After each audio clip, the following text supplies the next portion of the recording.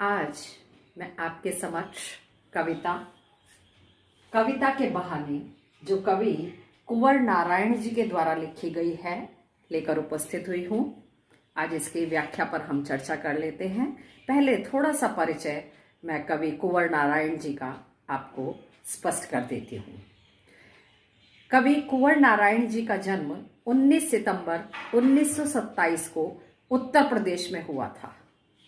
इनकी कुछ प्रमुख रचनाएं हैं चक्रव्यूह जो 1956 में आई, परिवेश, हम तुम, अपने सामने, कोई दूसरा नहीं, इन दिनों ये काव्य संग्रह हैं, आत्मजयी प्रबंध काव्य है, आकारों के आसपास कहानी संग्रह है, आज और आज से पहले ये समीक्षा है, मेरे साक्षात्कार ये एक सामान्य रचना है इनकी और इनको पुरस्कृत किया गया साहित्य अकादमी पुरस्कार से, कुमारन आशान पुरस्कार से, व्यास सम्मान से, प्रेमचंद पुरस्कार से, लोहिया सम्मान से तथा कबीर सम्मान से।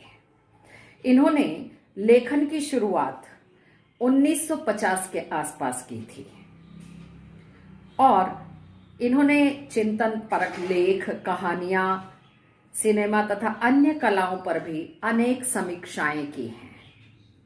अब हम आज के अपने विषय पर आ जाते हैं। आज का हमारा विषय है कविता के बहाने। इन्होंने दो कविताएं ये एक साथ यहाँ दी गई हैं। पहली है कविता के बहाने और दूसरी है बात सीधी थी पर।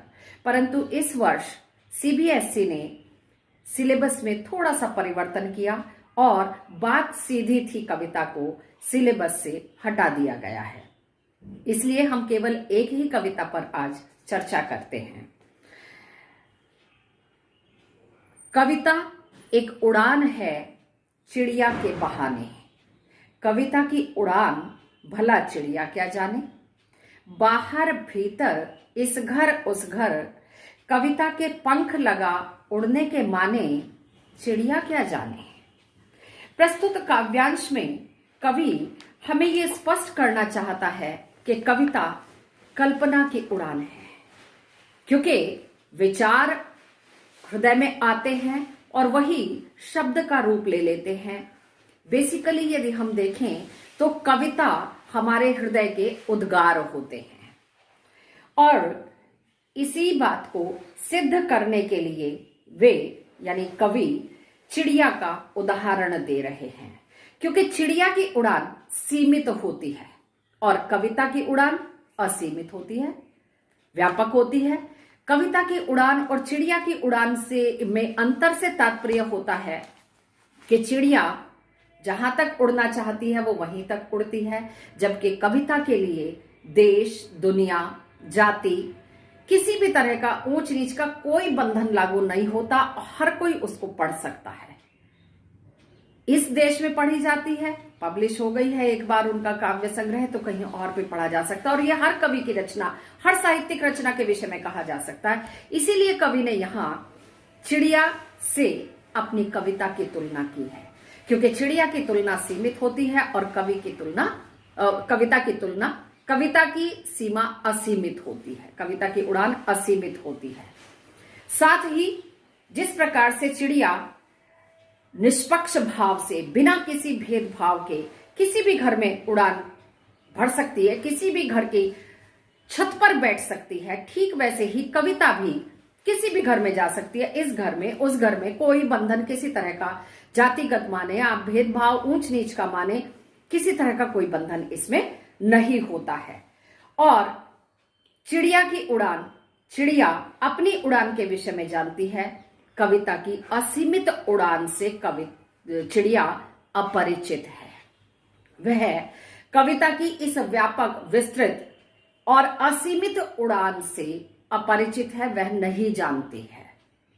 दूसरी कविता की काव्य पंक्तियों में फूलों से कविता की तुलना की गई है। कविता एक खिलना है फूलों के बहाने, कविता का खिलना भला फूल क्या जाने, बाहर भीतर इस घर उस घर, बिना मुरझाए महकने के माने, फूल क्या जाने।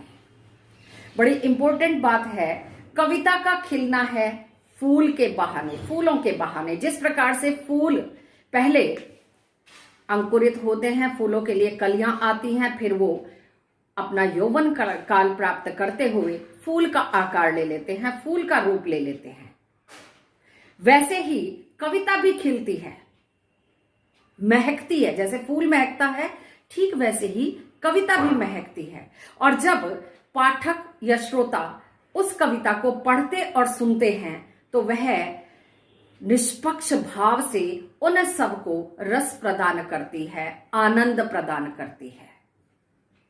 फूल और कविता दोनों में एक बड़ा अहम अंतर है। फूल खिलता है, महकता है, मन को प्रसन्न करता है, सबके मन को प्रसन्न करता है, प्रफुल्लित कर देता है, परंतु मात्र 2-4 दिन के लिए, क्योंकि फूल का जीवन सीमित होता है। आप उसको टच भी ना करें तो हर फूल की अपनी एक जीवन सीमा है। कोई फूल 2 दिन खिलता है, कोई 4 दिन खिलता है, कोई 1 दिन खिलता है, कोई 6 दिन तक खिलता है, उसके बाद वो स्वतः ही मुरझाकर उसकी जो पंखुड़ियां हैं वो गिर जाती हैं। परंतु कविता के साथ ऐसा बिल्कुल नहीं होता है।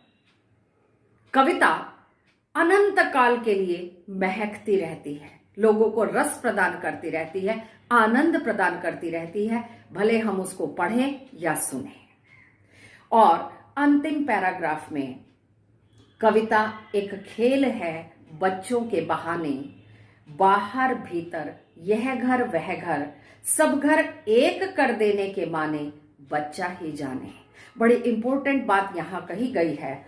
बच्चे जब अबोध होते हैं वो किसी तरह का अपने दिल दिमाग में, मन में, बुद्धि में कोई भेदभाव किसी के लिए नहीं रखते हैं। बच्चा जब छोटा होता है, कोई अपरिचित भी आ जाता है, थोड़े से परिचय के बाद उसे वह अपना लगने लगता है। ट्रेन में यदि हम सफर कर रहे होते हैं, साथ हमारे जो सफर के हम सफर होते हैं, उनके साथ बच्चा ऐसे अपनेपन से मिलता है, अपनेपन के साथ उस समय को व्यतीत करता है, क्योंकि उसमें किसी तरह का मन में कोई भेदभाव नहीं होता है। कविता में भी ऐसा ही है। परंतु एक इंपॉर्टेंट लाइन यहां कही गई है, सब घर एक कर देने के माने, बच्चा ही जाने। क्योंकि बच्चा किसी तरह का बंधन अपने मन और बुद्धि पर नहीं रखता, ना जातिगत, ना ऊंच नीच का, ना अपने पराये का। कविता के साथ भी ऐसा ही है, वह किसी तरह का कोई बंधन अपने साथ नहीं रखती, बल्कि समता का भाव समाज में कविता के माध्यम से व्याप्त होता है, आता है, सब एक हो जाते हैं। ऐसे ही बच्चा है, सबको एक कर देता है। अब इस कविता के लिए कुछ मैं 2 विशेष बातें बता देती हूं आपको। कविता की भाषा खड़ी बोली है और कविता प्रश्नात्मक शैली में लिखी गई है। साथ ही दृश्य और श्रव्य, कविता में दृश्य और श्रव्य बिंब विद्यमान है। क्योंकि कविता में बार बार ये प्रश्न पूछा गया, इसीलिए यहां प्रश्न अलंकार है कि भला कविता की उड़ान चिड़िया क्या जाने, फूलों की तरह खिलना, कविता का खिलना फूल क्या जाने। तो यहां प्रश्न अलंकार है और साहित्यिक खड़ी बोली का प्रयोग किया गया है। मुक्तक छंद विद्यमान है। बच्चों और कविता में या कवियों में समानता स्पष्ट की गई है, अभिव्यक्त की गई है। शांत रस है, मुरझाए महकने में अनुप्रास अलंकार है। कविता और फूल की तुलना बड़ी ही सुंदर बन पड़ी है। आज के अंक में यहीं तक। अगले अंक में मैं इसी कविता के अभ्यास प्रश्न उत्तर लेकर आपके समक्ष आऊंगी। आज के अंक में यहीं तक। धन्यवाद।